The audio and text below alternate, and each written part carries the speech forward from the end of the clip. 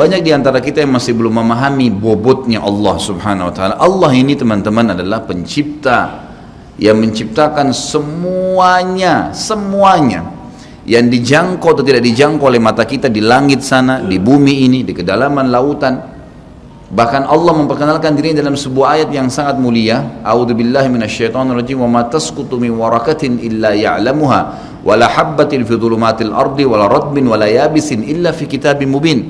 Tidak ada selembar daun yang jatuh dari sebuah pohon kecuali dia tahu, Allah tahu dari pohon mana, berapa kali dia tersentak, kemudian dia jatuh di sisi mana di tanah.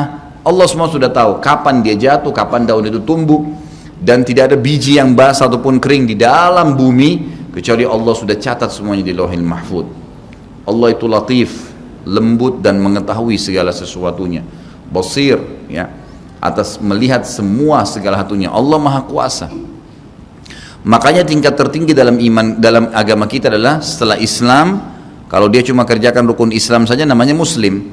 Tapi kalau dia gabung dengan rukun iman yang 6, sudah mengerjakan sholat, zakat, puasa Ramadan, haji, kemudian diikuti dengan ke-6 rukun iman, yakin Allah perintahkan, yakin malaikat sedang menyaksikan dan mencatatnya, yakin ini diturunkan dalam kitab Al-Quran, yakin ini diperintahkan pada Rasul Nabi Muhammad SAW, yakin dia akan terima balasannya pada hari kiamat, maka dia ikuti dengan rukun iman, dan ini takdir baik takdir buruk ada dicatatkan oleh Allah SWT, maka namanya mukmin. Tapi tingkat lebih tinggi lagi daripada itu, penggabungan antara rukun Islam, rukun iman, dan ada adab mengenal Allah, namanya ihsan. Ihsan itu apa kata Nabi SAW? An ta'budallaha ka'annaka tarah, fa in lam takun tarah fa innahu yarak. Engkau menyembah Allah seakan-akan engkau melihatnya, dan kalau kau tidak melihatnya, yakinlah dia sedang melihatmu. Selalu merasa dikontrol oleh Allah subhanahu wa ta'ala.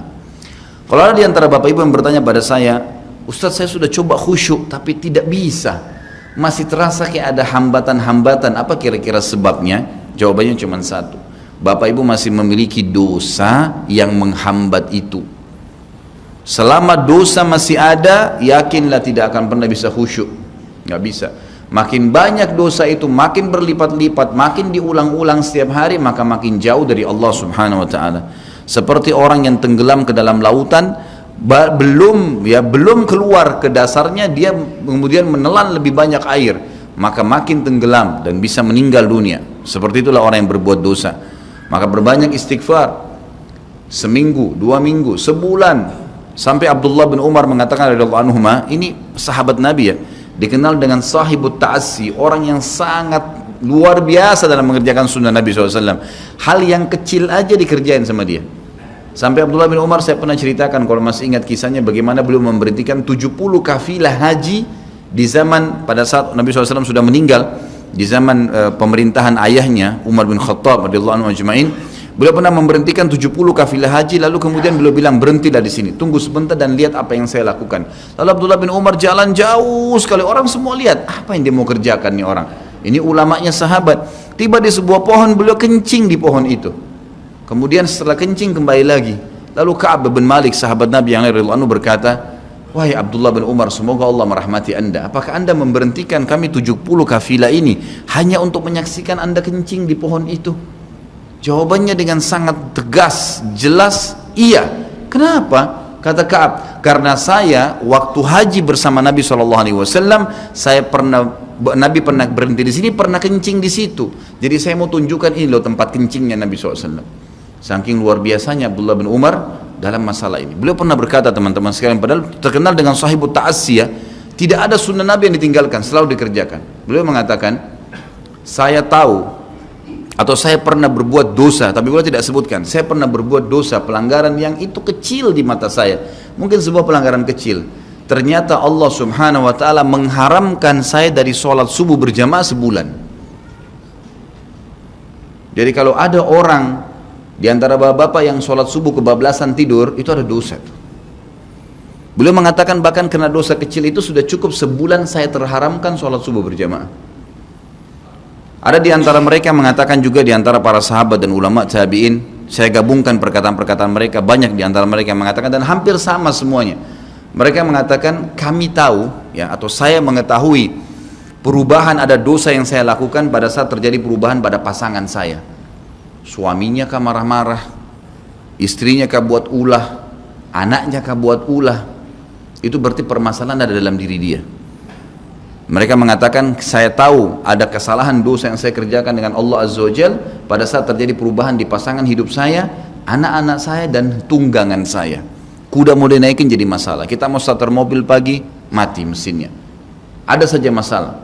Itu berarti ada kendala-kendala berhubungan dengan masalah dosa. Lihat bagaimana pekahnya mereka menjaga hubungan dengan Allah Azza wa Jal. Seseorang di antara mereka seperti hadis Nabi SAW yang berbunyi, orang mukmin kalau berbuat dosa kecil saja, maka dia akan melihat seperti sebuah gunung yang berat di punggungnya. Sementara orang munafik kalau dia berbuat dosa besar, dia hanya melihat seperti seekor lalat yang hinggap di hidungnya lalu diusir seperti ini. Kiat teman-teman sekalian untuk dekat dengan Allah Subhanahu wa Ta'ala adalah kata kuncinya paksakan ibadah dan paksakan tinggalkan dosa. Harus dipaksa. Harus kita paksa jiwa kita ini. Cambuk jiwa itu, cambuk dengan ilmu dan keimanan. Mulai sekarang saya mau on time sholat di masjid, tidak mau ketinggalan. Apapun konsekuensinya, paksain. Sesuatu kalau sudah dipaksakan dan menjadi sebuah kebiasaan, akan enak dikerjakan. Otomatis. Tapi kalau kita kendor, sesekali saja dikerjakan, maka akan luluh seperti biasa umumnya. Begitu pula dengan dosa. Paksain diri untuk tinggalkan. Lihat yang haram, turunkan pandangan. Mau beli sesuatu, tahan tangan itu supaya tidak beli. Paksa. Nggak ada masalah kok. Tangan kita nggak putus kalau kita nggak beli DVD film yang tidak benar misalnya. Nggak masalah kok. Kuping kita nggak copot kalau kita nggak dengar musik misalnya. Alihkan ke Al-Quran. Setan goda, lawan. Jangan terus-menerus kendor imannya seperti kerupuk. Sedikit diramas sudah hancur. Ini jangan. Sampai kapan Bapak Ibu mau terus berlale-lale dalam jauh dari Allah SWT? Sementara iman itu levelnya sangat jauh. Makin kental, maka makin terus, sampai para ulama mengatakan kenikmatan iman akan terus dirasakan oleh seorang hamba selama dia terus mendeteksi dirinya dan juga dia berusaha bermuhasabah setiap detiknya. Ini sudah ketaatan bukan? Ini sudah ketaatan bukan? Ada kemaksiatan ditolak sama dia. Harus begitu. Dan harus kita mulai dengan diri kita sendiri dengan cara memaksanya. Gak bisa enggak. Kita kalau nggak paksa nggak mungkin. Harus Bapak Ibu sekalian. Orang lain telepon nanti kita atau lihat perubahan, kamu alimnya, ingat majelis ilmu seperti ini Bapak Ibu sekalian. Saya sering ulangi kalimat ini. Saya nggak datang jauh-jauh dari rumah saya ke sini untuk menghibur Bapak Ibu cerita dongeng atau hibur Bapak Ibu duduk sini sejam 2 jam. Ini bukan. Ini kita sedang bahas wahyu. Wahyu ini penyampaian dari Tuhan, Allah pencipta langit dan bumi untuk membawa pada perubahan. Kalau Anda hadir di majelis ilmu dan Anda pulang setelahnya terasa, ya kenapa ya saya kayak merasa ada beban nih, kayak saya merasa bersalah, kadang-kadang kita menangis, itu semua peringatan dari Allah Subhanahu wa Ta'ala. Ambil, oh ini berarti kebaikan, itu kebaikan, karena Allah mau dengan perasaan itu kita berubah. Ada perasaan untuk berbuat dosa jadi takut karena sudah hadir di pengajian, itu tanda keimanan. Termotivasi untuk mengerjakan ibadah, hadir lagi di majelis, iya. Begitu teman-teman lihat kamu alim ya sekarang, iya alhamdulillah, saya sangat bersyukur sama Allah. Jangan malu ucapin itu. Alhamdulillah saya berubah, saya merasa luar biasa, saya bersyukur sama Allah karena Allah masih bisa berikan keselamatan saya sebelum saya meninggal. Mudah-mudahan kamu juga bisa rasainnya keimanan saya. Motivasi dia supaya dia mau ikut. Ini enggak. Kamu sekarang alim ya, masa pakai jilbab begitu? Kenapa kamu pelihara jenggot? Masa azan harus selalu ke masjid? Kemudian, oh iya ya, udah sini aja sholat sama saya. Kendor, sholat di rumah. Kendor, ganti lagi kembali jilbabnya jilbab gaul dan seterusnya. Ini sampai kapan kita mau tergoda nih kira-kira? Waktu terus berjalan. Ingat, setiap peluang ibadah, Bapak Ibu sekalian ingat, Allah peringatkan Anda dan saya seperti cuma ini, penyampaian. Dan kita yang mengubah diri kita. Tidak mungkin saya mengontrol Anda satu-satu di rumah Anda, atau tidak mungkin Allah Subhanahu wa Ta'ala menurunkan tangan dari langit. Tetapi Allah Subhanahu wa Ta'ala memberikan kepada kita penyampaian dan berikan hati nurani untuk bisa menyentuh hati nurani kita agar kita melakukan, ya, mengerjakannya. Harusnya begitu. Jangan pernah malu untuk berubah menjadi orang lebih baik. Yang malu itu kalau kita menjadi orang lebih buruk. Ingat, peluang-peluang ibadah yang Anda sudah sia-siakan, wallahi Bapak Ibu sekalian, demi Allah Anda akan sesali nanti. Di hari kiamat nyesal, ya Allah, kenapa dulu saya nggak puasa Senin itu ya? Nyesal, ya Allah, kenapa dulu saya nggak sholat tahiyat masjid ya? Saya malah duduk di depan masjid cuma ngobrol-ngobrol. Ya Allah, kenapa dulu saya nggak maksimal bacanya cuma surah pendek ya? Kenapa nggak surah panjang ya?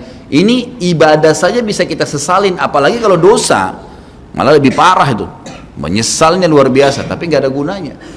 Peluang-peluang ibadah yang Anda sudah sia-siakan tidak akan pernah bisa diperbaiki. Gak bisa.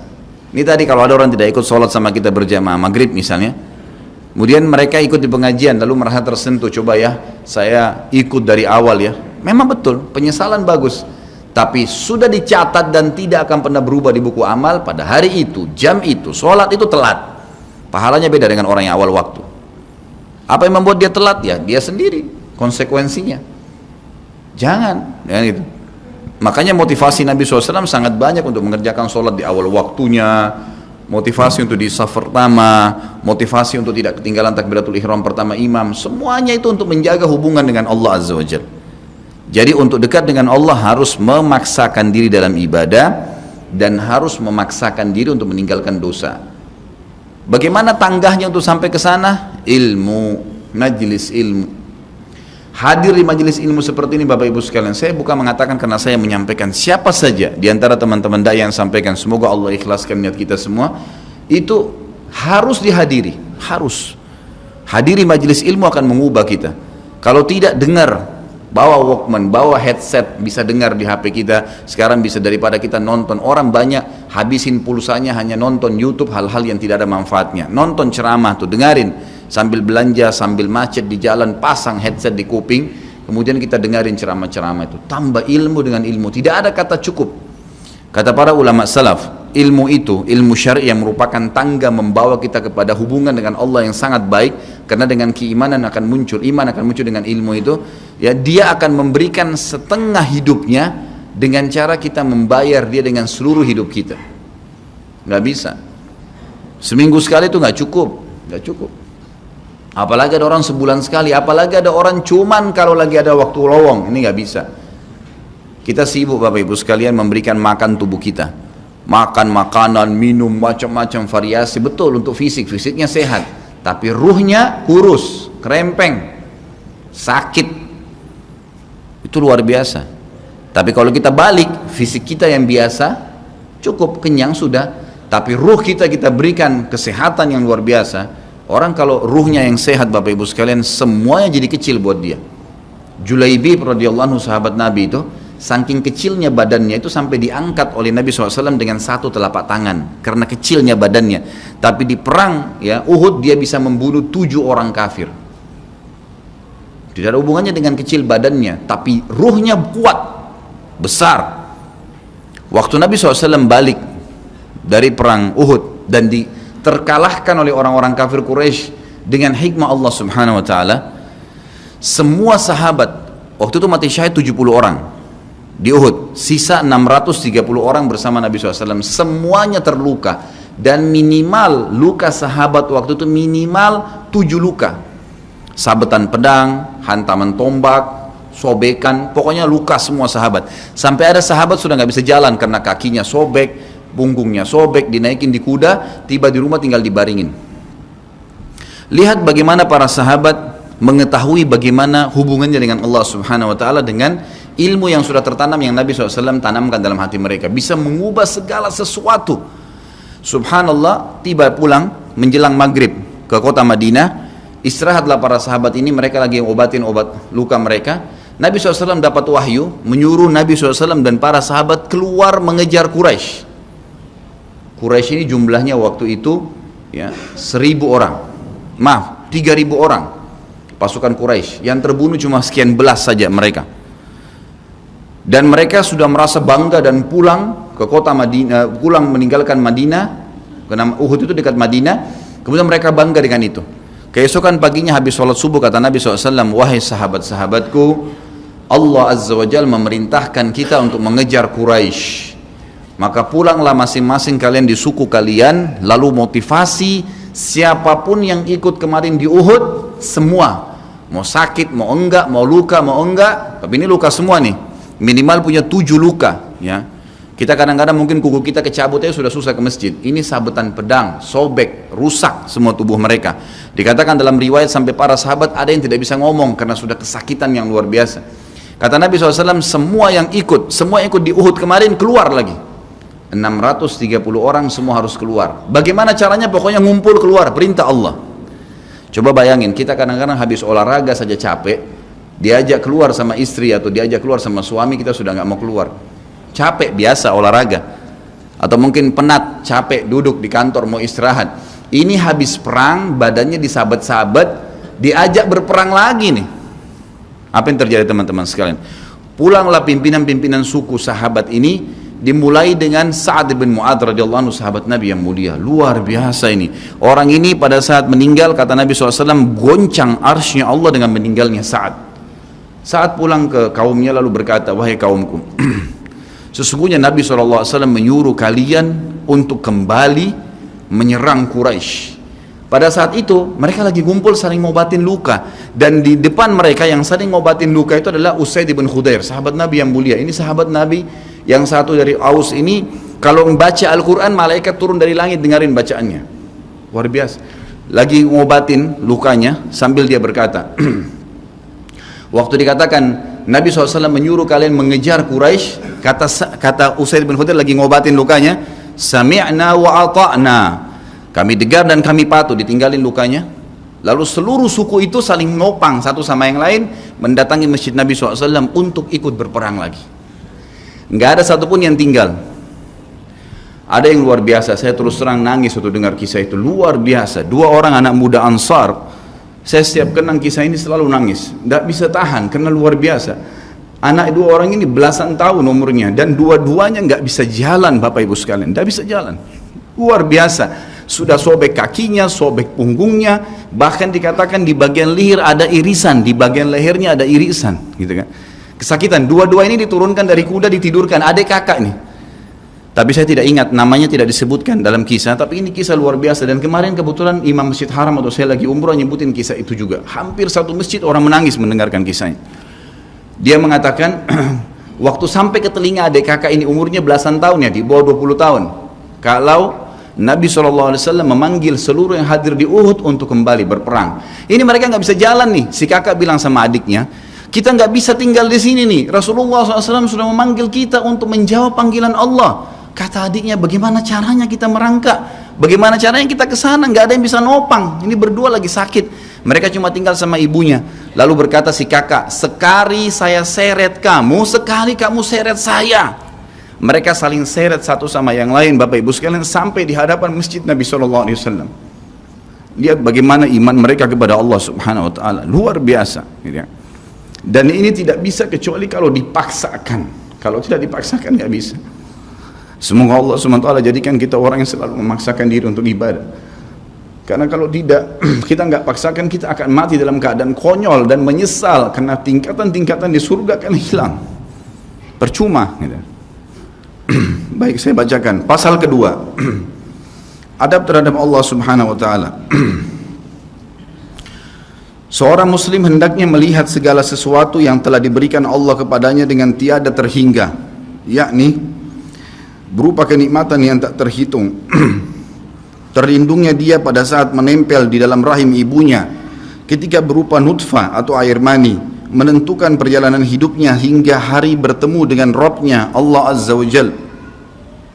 Hendaknya ia bersyukur kepada Allah atas nikmat itu dengan lisannya, yakni memuji dan menyanjung Allah secara semestinya. Juga bersyukur kepada Allah dengan anggota badan, dengan cara menggunakannya di dalam ketaatan kepada Allah Subhanahu wa Ta'ala. Karena mengingkari nikmat, tidak mengakui kelebihan yang diberikan Allah, mengingkarinya beserta kebaikannya, bukanlah termasuk adab kepada Allah. Sebagaimana Allah berfirman dalam surah An-Nahl ayat 53, A'udzubillahi minasyaitonirrajim. Wa ma bikum min ni'matin faminallah.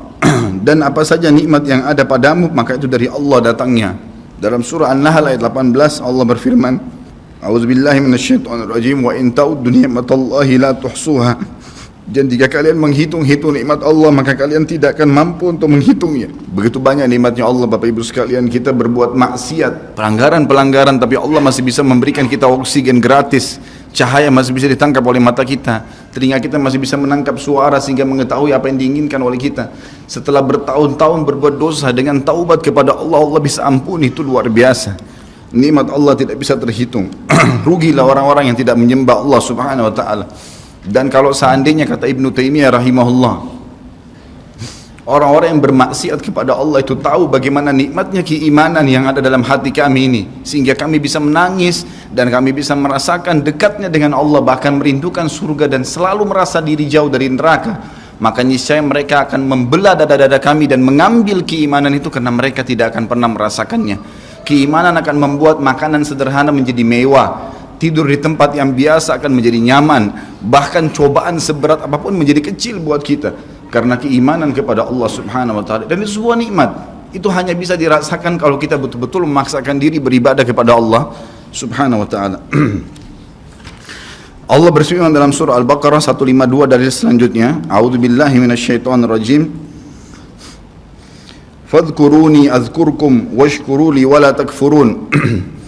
Ingatlah selalu aku, kata Allah. Selalulah berzikir, selalulah patuh, selalulah kerjakan ketaatan-ketaatan, nikmatilah yang halal, jauhilah yang dilarang, maka aku akan ingat kepada kalian. Bayangkan kalau seorang presiden mengingat kita, bagaimana bangganya kita disebut-sebut nama kita di hadapan orang-orang yang di sekitarnya. Bagaimana dengan Allah pencipta langit dan bumi yang mengingat kita. Dan bersyukurlah kepadaku dan jangan kalian mengingkari nikmat-nikmatku. Oleh karena itu, tidaklah beradab jika seseorang lari kepada sesuatu yang tidak memiliki tempat pelarian, bersandar kepada yang tidak memiliki kemampuan apapun, serta bertawakal kepada yang tidak mempunyai daya dan kekuatan. Allah Subhanahu wa taala berfirman dalam surah Hud ayat 56, A'udzubillahi minasyaitonirrajim, ma min dabbatin illa huwa akhidun binasiyatiha. Tidak ada sesuatu atau tidak ada suatu binatang pun melainkan dialah yang memegang ubun-ubunnya. Allah Subhanahu wa taala memegang semuanya. Harimau pun yang buas. Demi Allah Bapak Ibu sekalian, kalau Anda minta kepada Allah, tidak akan bisa menerkam Anda. Pasti itu. Api pun tidak membakar Nabi Ibrahim alaihissalam karena memohon kepada Tuhannya api itu. Semuanya bisa berubah dengan hubungan kepada Allah Subhanahu wa taala. Ini kekuatan yang luar biasa ini.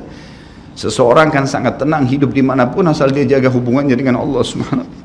Dalam surah Zariyat ayat 50, Allah Subhanahu wa taala berfirman, A'udzubillahi minasyaitonirrajim, fafirru ilallah inni lakum minhu nadhirun mubin.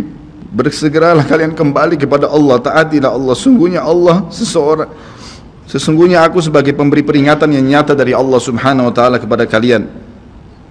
Nabi SAW mengingatkan orang-orang Mekah pada saat mau turun ayat ini.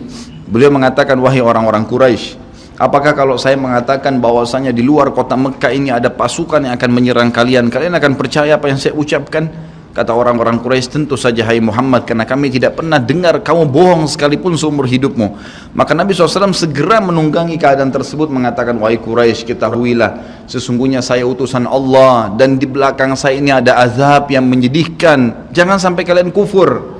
Jadi Nabi SAW sudah mengingatkan, ikutin ini, nikmatin apa yang diperintahkan, apa yang dihalalkan, jauh yang dilarang, kalian akan bahagia. Hanya itu saja perintah dari Allah Subhanahu wa taala. Nabi SAW sudah mengingatkan orang-orang Quraisy dan juga jadi pelajaran buat kita. Juga dalam firman-Nya surah Al-Maidah ayat 23, A'udzubillahi minasyaitonirrajim wa 'alallahi fatawakkalu in kuntum mu'minin. Dan hanya kepada Allah lah kalian harus bertawakal, mengembalikan semua urusan jika kalian benar-benar orang yang beriman. Sisi yang lain, seorang muslim juga harus melihat kepada kelemah lembutan Allah Subhanahu wa taala kepadanya di dalam setiap urusannya, melihat kepada kasih sayang Allah kepada dirinya dan seluruh makhluknya, lalu berkeinginan kuat untuk mendapatkan tambahan kelembutan dan kasih sayang itu, sehingga dirinya akan selalu merendahkan diri kepada Allah dengan kerendahan yang murni dan dengan doa, bertawassul kepadanya dengan perkataan yang baik dan amal soleh. Kalau kita lagi makan, syukuri alhamdulillah. Dan ingat teman-teman sekalian, saya pernah jelaskan juga, hati-hati dengan hukum syamata namanya. Syamata itu merendahkan orang lain. Kalau ada sesuatu yang tidak ada pada kita teman-teman sekalian, syukurlah kepada Allah Subhanahu wa taala. Jangan pernah sampai menghina orang lain, karena Allah meninggikan derajat kita justru dengan kita bersyukur. Kata Nabi SAW, kalau kalian lihat aib pada diri seseorang, ucapkanlah alhamdulillahilladzi afani mimma ibtala bihi wa faddalani ala katsirin mimma khalaqa tafdila. Segala puji bagi Allah yang telah menyelamatkan saya dari apa yang dicobakan kepada orang ini dan mendahulukan saya dengan kelebihan yang banyak dari makhluk-makhluk yang lain. Kita harus seperti itu, jangan syamata. Kata Umar radhiyallahu anhu, apa itu syamata seperti ini? Umar bin Khattab berkata, Aku khawatir kalau ada seorang wanita hamil lewat di depanku karena perutnya besar, lalu aku berkata dalam diriku, kenapa ya perutnya seperti itu? Maka Allah menghukumku dengan membuatku hamil, sampai begitu mereka mengatakan, dan berhati-hati sekali dengan kelemah lembutan Allah subhanahu wa ta'ala. Allah lah yang telah membuat binatang yang ada binatang yang indah bulunya, yang bagus tampangnya, dan ada Allah juga ciptakan buruk di mata manusia untuk menunjukkan keajaiban dan kemahakuasaannya Allah. Ada ikan yang indah untuk dilihat, ada ikan yang seperti batu buruk. Kita cuma mengatakan subhanallah yang telah menciptakan yang baik dan buruk, subhanallah yang telah menciptakan yang sehat dan sakit, subhanallah yang telah menciptakan yang putih dan hitam, subhanallah dan subhanallah. Bukan justru kita menghina teman-teman sekalian. Kalau ada sesuatu yang menimpa orang lain yang tidak ada pada kita, syukurilah nikmat Allah subhanahu wa ta'ala, dan jangan sampai kita merendahkan orang lain. Ini semua merupakan adab, kata beliau, terhadap Allah yang menguasainya. Maka bukanlah orang yang beradab orang yang berputus asa dari mencari tambahan rahmatnya yang luas, meliputi segala sesuatu, berputus asa dari kebaikan Allah yang tak terhingga, yang mencakup seluruh alam semesta ini, serta kelembutannya yang tercurah untuk segenap makhluk. Allah subhanahu wa ta'ala berfirman di dalam A'raf 156, A'udzu billahi minasyaitonir rajim, wa rahmati wasi'at kulla syai', dan rahmatku meliputi segala sesuatu. Kata ulama tafsir, hewan pun kalau yang buas kemudian dia menerkam mangsanya lalu dia meminta maaf kepada Allah, maka rahmatnya Allah akan meliputinya. Seseorang membunuh orang lain pun, sebagaimana masuk dalam sebuah hadis, Allah tertawa melihat dua orang yang saling membunuh, kemudian dua-duanya masuk surga. Lalu para sahabat bertanya, ya Rasulullah, bagaimana ceritanya dua orang itu? Kata Nabi SAW, yang satunya mukmin, yang satu kafir. Lalu kemudian si kafir membunuh si mukmin di kancah peperangan, mati syahidlah si mukmin tadi. Berjalan waktu, si kafir mendapatkan hidayah, akhirnya juga masuk Islam, dan dia berperang lalu dibunuh oleh orang kafir yang lain. Orang mukmin yang pertama terbunuh dengan orang kafir yang akhirnya masuk Islam juga terbunuh di kancah peperangan, dua-duanya masuk surga, dan Allah menyambutnya dengan rahmatnya. Allah tersenyum dan tertawa dengan dua orang ini. Jadi dengan kemahalembutannya Allah subhanahu wa ta'ala. Dalam surah Asy-Syura ayat 19 dikatakan juga, a'udzubillahi minasyaitonirrajim, Allahu latifun bi'ibadi. Allah itu maha lembut terhadap hamba-hambanya. Makanya dalam hadis yang lain dikatakan, ma nazala linu fi syai'in illa zana. Tidak ada sesuatu dikemasi dengan kelemah lembutan kecuali akan menghiasinya. Dikatakan Allah latif, Allah itu lembut, yuhibbul lutf, dia suka dengan kelemah lembutan, gitu ya. Wa ma nuzi'a min syai'in illa syana. Tidak ada sesuatu diangkat darinya kelemah lembutan kecuali akan merusaknya. Tidak ada manfaatnya mencak-mencak, marah-marah tuh. Emosi habisin waktu-waktu kecuali dalam pelanggaran agama saja. Tapi kalau bukan pelanggaran agama, maka jangan, tidak perlu semua. Dikatakan dalam hadis Bukhari, Nabi SAW kalau berhubungan dengan hak beliau urusan dunia, semuanya ditoleransi. Tapi kalau sudah berhubungan dengan hak Allah subhanahu wa ta'ala, barulah beliau tegas. Ya, ini sifat Nabi Muhammad SAW. Kita baca dua ayat lagi baru kita tutup. Sudah masuk waktu? Surah Yusuf ayat 87, A'udzu billahi minasyaitonir rajim, la tai'asu mir rauhillah. Janganlah kalian putus asa dari rahmat Allah. Sebagaimana hadis tentang orang yang membunuh 99 jiwa, kemudian dia datang kepada seseorang abid, orang ibadah tapi tidak punya ilmu. Apakah Allah masih akan ampuni saya? Dia mengatakan tidak mungkin. Kamu membunuh 99 jiwa, lalu kemudian dia membunuh orang itu, kata Nabi SAW, digenapkan 100. Kemudian dia menemui seorang yang alim, lalu dia bertanya, apakah Allah masih ampuni saya dengan 100 orang yang sudah saya bunuh? Maka kata orang tersebut, tentu saja Allah rahmatnya telah meliputi segala satunya, Allah akan terima taubatmu. Maka dia bertaubat. Pada saat dia bertaubat orang tersebut kepada Allah SWT, lalu dia mau pulang setelah bertaubat, lalu dia meninggal tengah jalan. Kata Nabi SAW, Allah mengutus dua malaikat, satu malaikat rahmat, satu malaikat azab. Malaikat rahmat akan membawa ruhnya yang memperlihatkan taman dari taman surga, dan malaikat azab memperlihatkan lubang dari lubang neraka. Maka datanglah malaikat yang ketiga menghakimi di antara keduanya, lalu kemudian malaikat ini mengatakan, yang datang ketiga yang menghakimi dua malaikat yang sedang memperebutkan orang yang tadi baru taubat ini, ukurlah jejak kakinya. Maka diukur, ternyata jalan menuju ke tempat taubatnya itu lebih satu jengkal kaki, ya, satu jengkal kaki saja. Maka dengan itu Allah masukkan dia ke dalam surga. 100 jiwa sudah dibunuh, teman-teman sekalian. Ini bukan main-main. Dosa yang sangat besar, tapi rahmat Allah sangat luas. Az-Zumar ayat 53 kata Allah Subhanahu wa taala juga, a'udzubillahi minasyaitonir rajim, wala taqnatu mir rahmatillah. Jangan pernah putus asa dari rahmat Allah Subhanahu wa taala. Paragraf terakhir yang saya bacakan, nanti insyaallah kita lanjutkan setelah salat ba'diyah Isya. Seorang muslim harus melihat bagaimana dahsyatnya siksaan Rabbnya. Allah Subhanahu wa taala maha lembut, tapi jangan lupa Allah azabnya sangat pedih. Seorang muslim harus melihat bagaimana dahsyatnya siksaan Rabbnya, kerasnya azab dan kecepatan hisabnya. Kalau datang seketika, gitu kan? Dan tidak ada yang bisa bendung, sehingga dia bertakwa atau takut kepadanya, menjaga diri terhadapnya, serta meninggalkan segala kemaksiatan. Maka ini pun merupakan bentuk adab kepada Allah, sehingga tidaklah seseorang itu beradab menurut orang-orang yang berakal apabila ia menentang Allah dan berlaku aniaya atau zalim.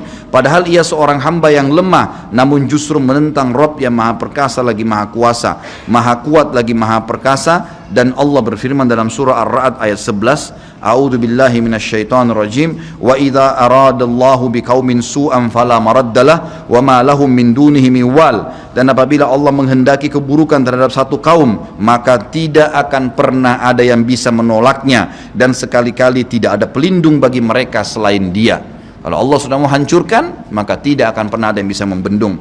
Juga dikatakan dalam surah Al-Buruj ayat 12, A'udzu billahi minasyaitonir rajim, inna batsya rabbika lasyadid. Sesungguhnya azab Rabbmu benar-benar keras. Jadi teman-teman, jangan tantang Allah. Kalau anda buat dosa, lindungi, tutupilah dan bertaubat kepada Allah. Jangan tantang, nggak mungkin lah, masa Allah haramin, ya sudah diolok-olok orang yang berbuat ketaatan, ini berbahaya. Karena kalau datang azabnya Allah, Bapak Ibu sekalian, menyakitkan sekali, sangat luar biasa. Saya sarankan juga anda bisa ya melihat di YouTube azab-azab Allah, itu akan banyak cuplikan yang orang-orang memang kena kutukan dari Allah Subhanahu wa taala. Bisa mudah-mudahan menambah iman kita. Ayat yang terakhir adalah surah Al-Imran ayat 4 yang bunyinya, A'udzu billahi minasyaitonir rajim, wallahu azizun dzuntiqam. Allah itu maha perkasa, maha mulia, dan Allah mempunyai balasan siksaan yang sangat keras.